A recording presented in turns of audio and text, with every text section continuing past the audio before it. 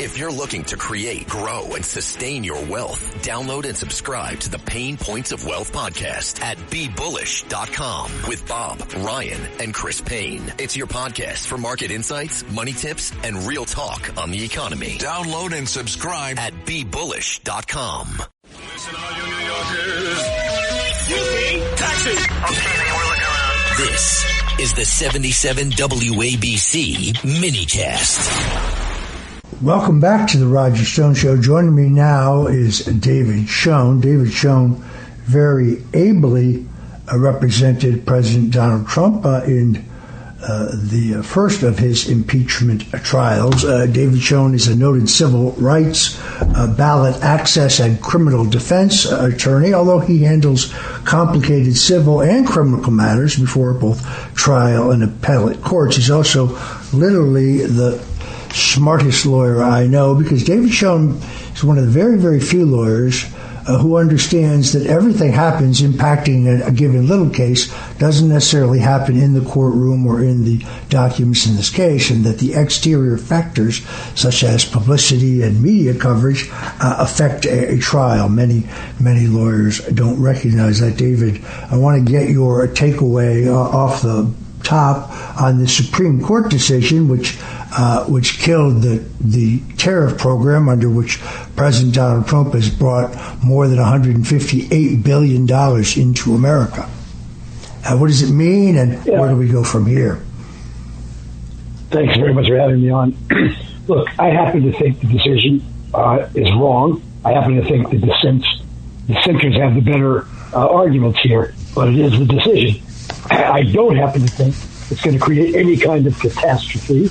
I think that any and all tariffs will be replaced under several other legislative provisions, if the president so desires. And putting aside all of the political questions, whether tariffs are advisable or not, we have now an extraordinary economy. All of the horrors that were predicted by the commentators from tariffs haven't come true. We have a stock market at record levels. And interestingly, the stock market didn't react radically to this decision that just came down.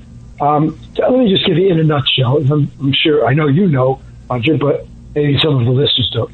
This is a particular statutory regimen that the president decided to impose tariffs under. It's called the International Emergency Economic Powers Act, the IEEPA. And it authorizes the president to take action when there's an international emergency. In this case, the president said that we have an emergency for illegal drugs coming into the country from Canada, Mexico, and China, and we have large and persistent trade deficits. And then he elaborated on those things. Therefore, he believed that he had the authority to impose tariffs. I also believe that he did under this statute, but the court has said no. So let me just say where we go from here. The president immediately put out a statement imposing tariffs under other authority, Section 122 of the Trade Act of 1974, and so on. But I think the overall story here is that tariffs will be permitted under any one or all of four separate acts. And I'm giving it to you in a nutshell. Section 122 of the Trade Act of 1974 allows the president to impose tariffs up to 15% for 150 days. After that, Congress has to pass on it. Section 232, Trade Expansion Act of 1962. The president can pick out sectors to impose tariffs on, and he has done that. Cars, car parts, heavy equipment, that sort of thing. Those tariffs remain in effect, and they will remain in effect. Under Section 301 of the Trade Act of 1974, U.S. Trade Representatives can investigate and take action against unfair foreign trade practices. That will happen. And Section 338 of the Tariff Act of 1930 gives the president the authority to raise tariffs up to 50% of a product's value after the U.S. International Trade Commission takes a look at it. I think Section 301 provides the most ripe area, but I think it's going to have no practical impact. The one remaining question, though, it seems to me, is one that was raised by Justice Kavanaugh in dissent. That's an important question. That is, if these tariffs were imposed without authority, is the consequence that they have to be repaid. I think the answer to that, first of all, it's going to be litigated, but secondly, has to be resoundingly no. Remember, these countries that had tariffs imposed passed along those costs to their citizens, their countries, and so on. We can't unravel all of that.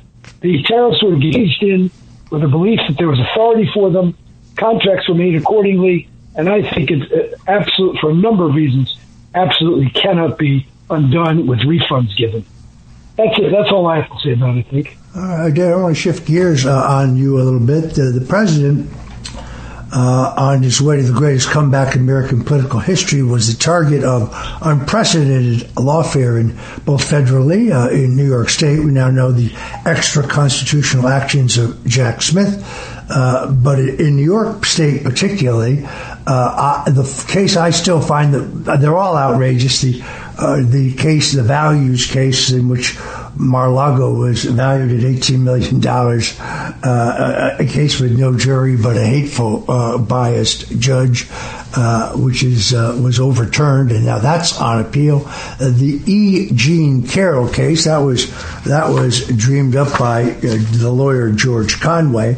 They actually went and changed New York state law. They got the Democrats in Albany to change New York state law to extend the statute of limitations for certain sex-alleged crimes in order to try to set Donald Trump up with a highly credible woman, E. Jean Carroll. Trump denies having sexually assaulted her. In fact, he denies having ever met her. She says that's defamatory, and she wins a massive judgment. Little did they know, by the way, when they passed that law, that they would also capture former Governor Andrew Cuomo and Mayor Eric Adams in similar sex assault-related lawsuits. And then, of course, is the Alvin Bragg case, the so-called hush money case. David, how are these are all on appeal. How are all of these cases, how will they be resolved? How are they going?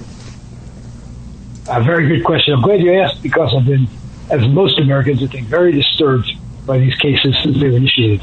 Let me start with the last one you mentioned, case in front of this Judge Merchant, who I've been in front of before. I found to be someone completely unsuited to be a judge, in my view, both in temperament and wisdom.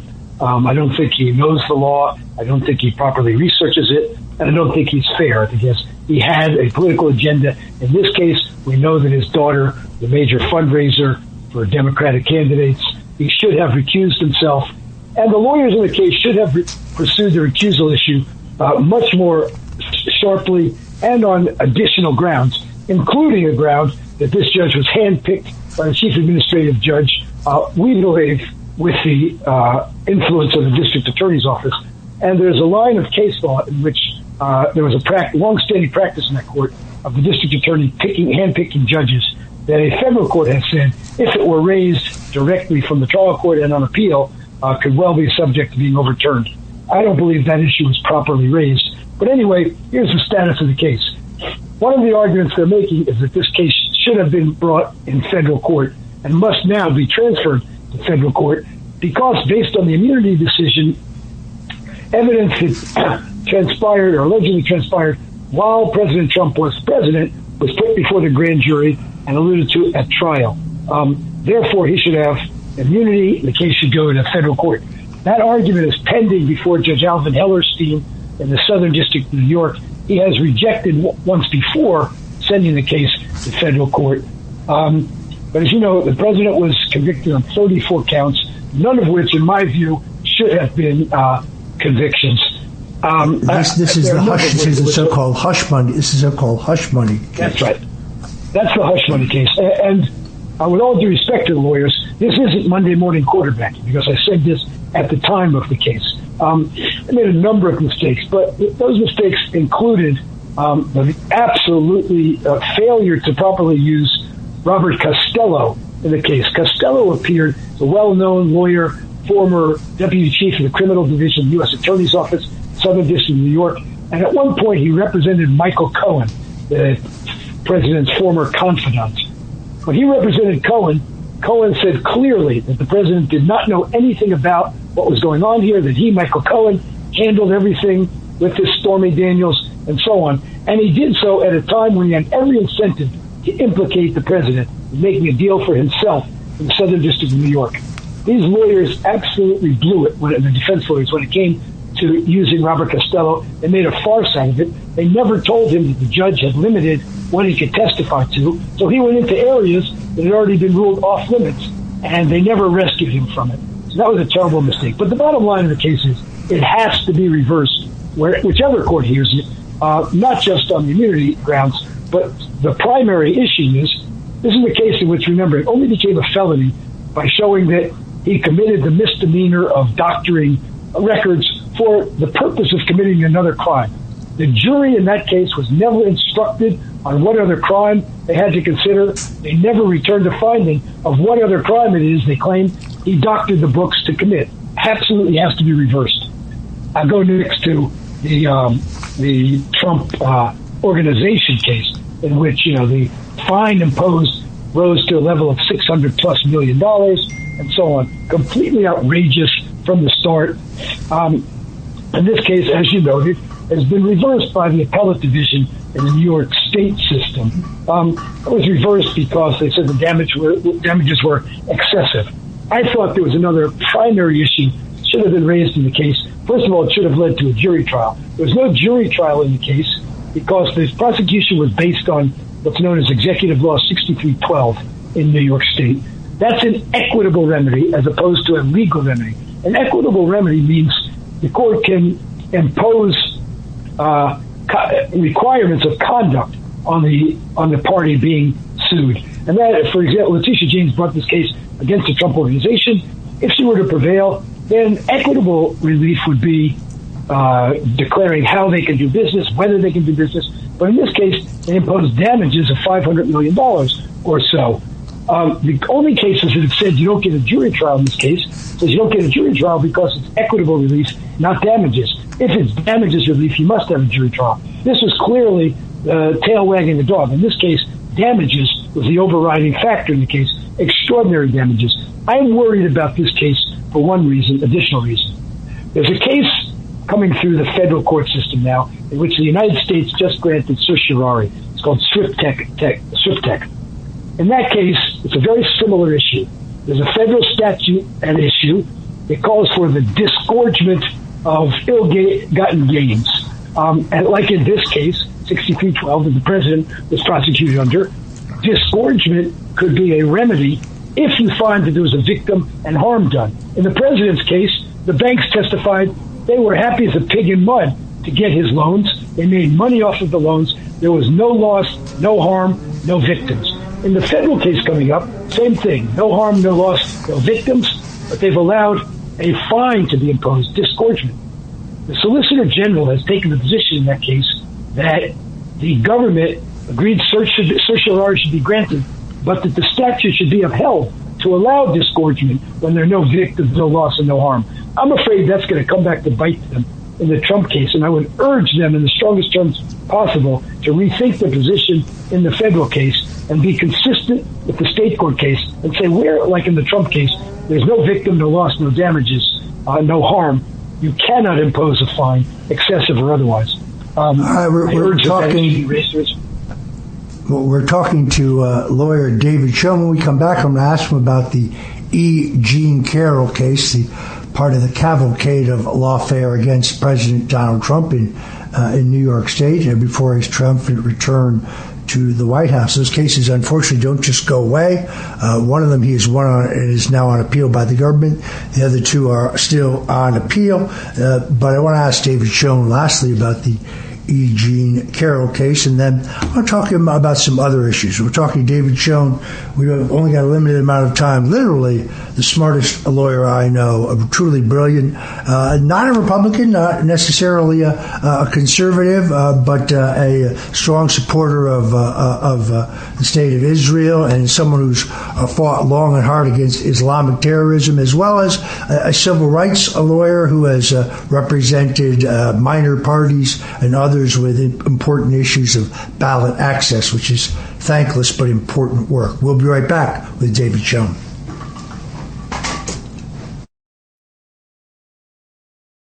We're talking to noted attorney David Schoen. David, I was going to ask you about the E. Jean Carroll case, but I think I'm going to save that for another day because there's a much more important case. You have advocated for a pardon for two New Yorkers currently incarcerated, both of them in very poor health, both in their 90s, Michael Sessa and Vic Orena. You've advocated a pardon, but your argument why these men were convicted of a crime, a murder, in fact, that the government not only knew that they didn't commit, but knew was a murder that had been blessed by corrupt prosecutor Andrew Weissman. Tell us about this case. It's the best example of corruption in the Department of Justice in the history of the department. I've said that many times. It's absolutely true. The case involved a corrupt FBI agent named Linda Vecchio who was working with a faction of a mafia family. He was finally caught when another agent heard him slam his fist down the desk after a murder and said, "Yes, we're going to win this thing." They employed the underboss of a mafia family to commit murders and to be an informant and so on. They withheld evidence, but a central part of this case is most important is it was prosecuted by Andrew Weissman. Andrew Weissman ought to be known by many of your listeners as the person who was Mueller's right-hand man, never should have been on that commission, so-called investigating President Trump. In the Eastern District of New York, well-known lawyer Jerry Shargell referred to him as the pathological liar after the Saturday Night Live figure. These two men have served over 33 years in prison. After their conviction, in other related prosecutions, the evidence that Weissman had withheld was put before the jury, and 48 different jurors heard it, and 4 different trials, and issued acquittals in those cases. These two have never gotten a fair hearing. They both deserve to be pardoned. As you say, Vic Orena is in his 90s, Michael Sessa is in his late 60s. Their lives have been lost, but now they must be returned to their families. And it sends an important message about stamping out corruption in the Department of Justice and exactly what Andrew Weissman is and what he did in this case. He didn't act alone, but he was a primary actor. And when he was called on it by another prosecutor on the team, he said, "We have no obligation to turn over this evidence of corruption." We now have a confidential informant, top echelon confidential informant, who came forward and said he was given license to commit 12 murders by this prosecution team, by the agent, with the knowledge of the prosecutor. It's absolutely outrageous. They had to change the guidelines in the Department of Justice for how informants are used after this case was heard. So I'm hoping that the president will give clemency to these two, at least release them from prison. They should be pardoned, but in any event, release them from prison forever. Commutation would certainly be fair. Look, this is a textbook for Andrew Weissman. He is the lawyer who destroyed a major corporation and their accountant. He is who's the architect of the Russia collusion hoax. Andrew Weissman knew back when he was the general counsel to the FBI that the Steele dossier was a contrivance, that it was a fabrication, originally paid for, I believe, by Paul Singer, a supporter of Marco Rubio, and then resold by GPS Fusion to Hillary Clinton's campaign. So the predicate for the Mueller investigation, the predicate for the FISA warrants. No, FBI Director James Comey didn't have a, quote, rich mosaic of evidence. They relied solely on the totally fugazi Steele dossier, which was a report that claimed that Trump had dallied with prostitutes in Moscow when visiting as a private businessman, completely bogus, and the false claim that the Democrat National Committee had been the target of an online hack. David Schoen has been an active commentator. You can see him on Fox, you can see him on CNN, always in the mix, and literally a man who sees the law but sees it within the context of mass media today. David, many thanks. We'll be right back. We'll be right back to the Roger Stone Show. Whatever you do, please don't go away. Every week, the Payne family cuts straight to the real financial story. The one question, Bob, everyone's asking is, are we in an artificial intelligence bubble? You've been through boom and bust. What do you think? No hype, no myths. just what actually matters to your money. Does feel very similar to what we experienced in the 90s. Where are we, though? Are we in 1995, 1997, 1999? Listen to The Pain Points of Wealth on the Red Apple Podcast Network.